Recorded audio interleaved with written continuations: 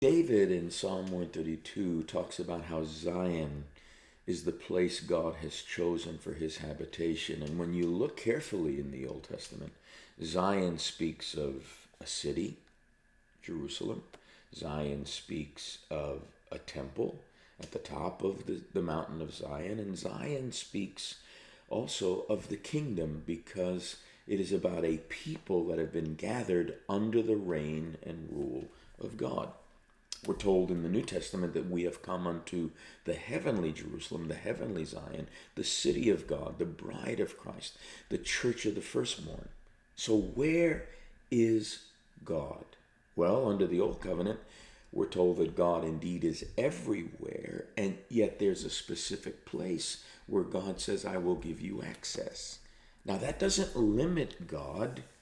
It just makes us aware that there are sacred places, sacred spaces, where sacred times invite us into an awareness of how grace and faith meet us when often we least expect it and yet most need it.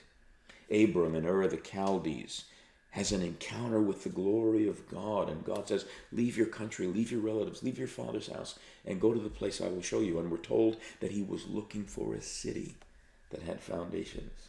Isaac wants to go to Egypt during the famine in his lifetime, and yet God stops him before he can make the same mistake his father did.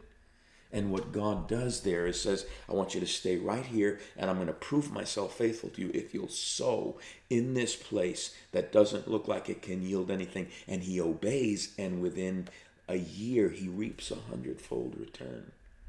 Jacob gets the birthright, but he can't enjoy it because now his brother wants to kill him, and he's got to flee for his life to his uncle Laban's house. And as he's running 40 miles in one day, he comes to a certain place and he spends the night there because he can't see, and he's got to be protected by a circle of stones, and he has a dream.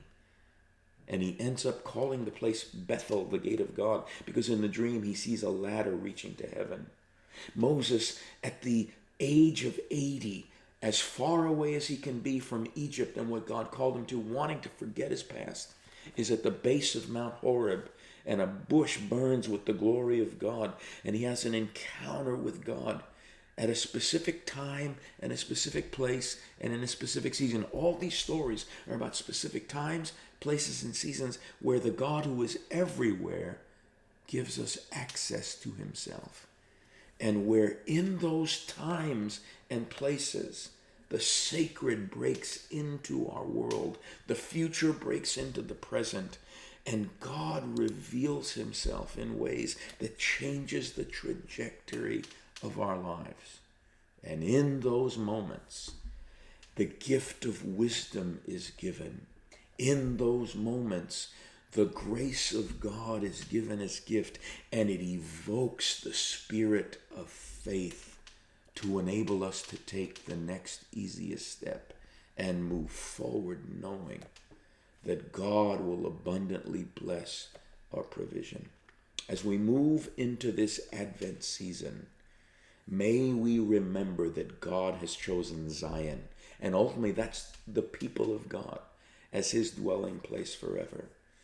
And that God is accessible, and that God will use times and places to give gifts of grace and deposits of wisdom to enable us to walk by faith and not by sight. Have a great weekend.